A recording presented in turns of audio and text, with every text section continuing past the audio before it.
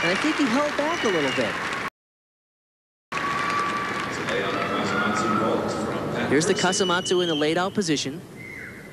There's a cartwheel on. Back flip off with a 3/4 turn, and he's a little short. Shoulders in front of his feet, and there's not a lot you can do when you're short of rotation. 9.40. The score for Patrick Kirksey, 9.40. You'll note that he was in a little close to the horse. In contrast, when we see Mike Williams do his vault, watch how far from the horse he lands. From Houston Baptist University, Mike Williams and Patrick Kirksey are both 20 years of age. Mike scored a 9.65 in the preliminaries on this vault. It is really an interesting looking vault because it's a handspring front with a full turn, a very late full turn. It's a complicated looking skill. That's because it is. And just thinking about it boggles the mind, let alone physically performing it. Watch the airtime and the power on this. Look at him, barrel down. That is such a neat vault. That was a great vault. And he truly runs down at full speed. Well, there's really 3 important elements that are happening here, and he does a very good job in keeping them separate. He has good power, but watch, here's the handspring. Now watch, he tucks into a front flip, and at the end, now he does a full twist. 3 very separate elements, and he did them all very cleanly. It's hard to separate those elements when you're doing 3 airborne elements back-to-back. Handspring, front, and then a full. Good job. And with that good job, he has narrowed the gap between himself and Patrick Kirksey. He outscores him 9-7 to 9-4 on the vault. For the women, Wendy Bruce leads Marna Neubauer by 0.8 of a point going into their 4th and final event. On the men's side, it is their 5th of 6 events that are coming up. It is Patrick Kirksey ahead of Mike Williams by a 1.55 margin. The men are up first. We are going to the parallel bars. Mike Williams is up first, followed by Patrick Kirksey. For those of you who are not familiar with the chalk, it is nothing more than powdered milk of. We mentioned at the top that Mike has some really outstanding events and some events where he tends to be inconsistent. Although he has won medals on the parallel bars in international events, in the preliminaries here he scored only an 8.85. Michael Williams.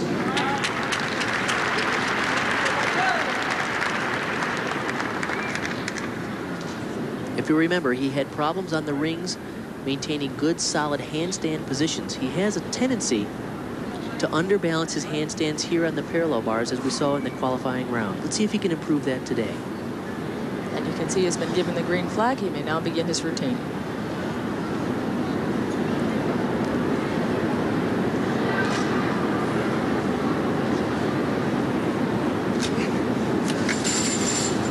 Whoa. Slipped a little bit on that peach to straddle cut. Pressed a handstand. Whoa, Diamidov, good fight, little form break.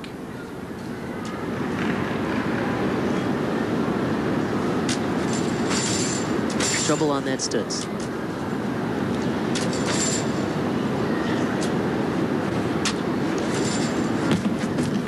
And a tuck double back dismount. It's interesting to note that on his good events, he's incredible. High bar, floor, vaulting, he's so confident. On the events that he has a little trouble in terms of basics, in terms of techniques, he really isn't very confident. That exercise he could have done much better on, but he panicked a little bit. He did this Stutz here, a little sloppy on the form. He could have fought that. He's a very strong kid and regained control. But instead he laid away, continued the exercise to a tuck double back, a little rushed, a little sloppy on the form. When his confidence level comes up, his gymnastic ability will surface because he can do a lot of the important tricks here. He's just not very comfortable on the parallel bars. 8.40, the score for Mike Williams. Fortunately for him, he still has 1 event remaining. He can rally. Patrick Kirksey, who has really just looked brilliant in this competition so far. In the first round, he received a 9.8 on the parallel bars. So this is really a strong event for him. There's no question that the event, the parallel bar performance that we saw him do in the qualifying here was the best routine I've ever seen him put together. He hit all the positions just right and nailed the dismount.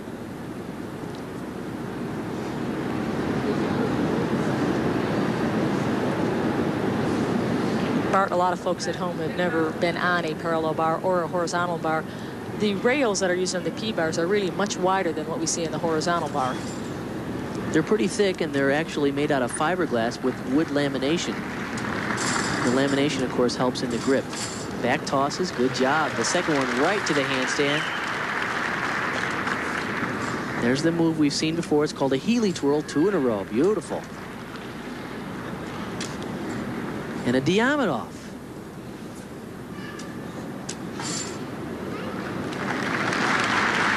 I love his style. He never rushes. He takes his time. He squeezes every position just right. Pike double back. Oh, that's going to score really well. Good job by Patrick Kirksey from the University of Nebraska.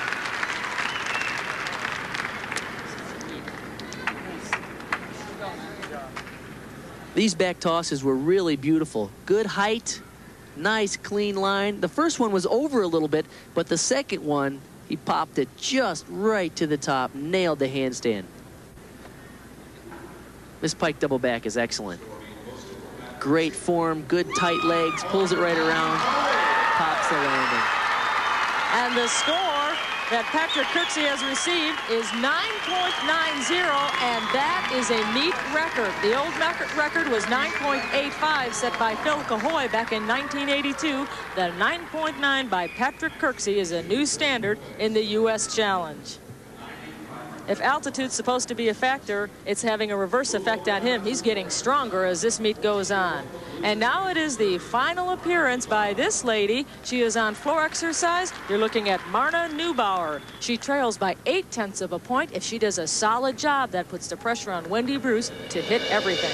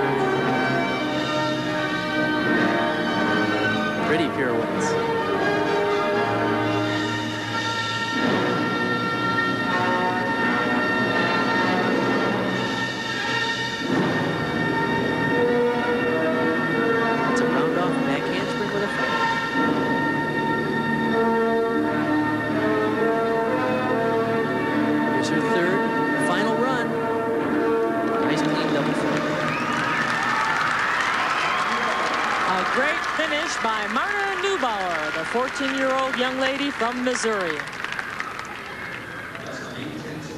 She didn't really have the exercise packed with difficulty. Her first tumbling run was a good, clean, tucked double back. She's just a junior, however, and she'll, I'm sure, improve here. She needs to be doing a pike double back, a laid-out double back, or a full twisting double back. But you can see she has the proper mechanics. She'll get better as she gets a little bit stronger. Her second pass was good. This is a front handspring, front flip-flop to a front flip with a full. Just a little short there as she finishes with a cartwheel. And her last pass, once again, is a double full. When she gets a little stronger, she'll want this to be a double backflip.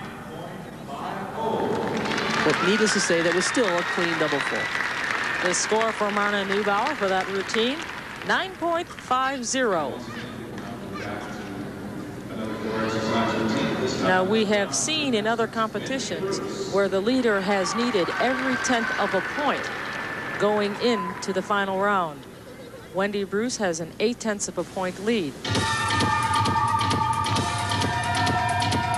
She'll need an 8.725 to hang on to the all-around title. Wendy, of course, trains with Kevin Brown at the Brown's Gymnastics Academy. Her training partner is Brandy Johnson, one of the most powerful gymnasts I've ever seen. Oh, wow, that was an easy full in.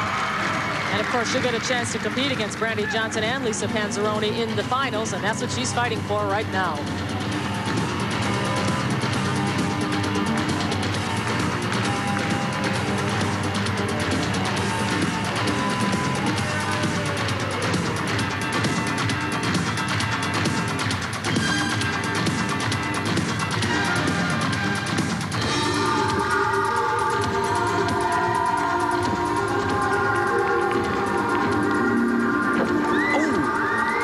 Short. She opened up a little early on that tuck double. And that's where those 0.8 of a point are going to help her out.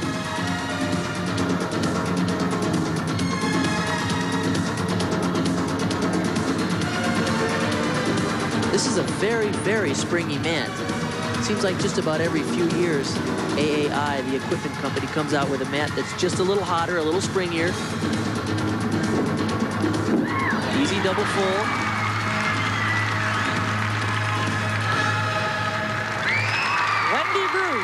The leader by 0.8 of a point had trouble with one of her tumbling runs. We'll have to see what the judges say.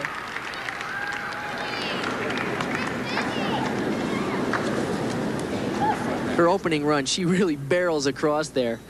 It's a round off back handspring full in. What rotation. She finishes this so easily. Look at her just drop out of the sky. On her second pass, note she had a little trouble. Keep in mind, she got in trouble overdoing it, not underdoing it. She was so high and she flipped so fast that she actually kicked out a little early right there and misjudged the landing. Although it's a major deduction for putting her hands down, if you're going to have a fault, that's the way to do it, overdoing things. Marna Neubauer beat Wendy Bruce on the floor exercise, but in the all-around total, those 0.8 of a point made a difference. Wendy Bruce is our winner, 9.325 to 9.5. New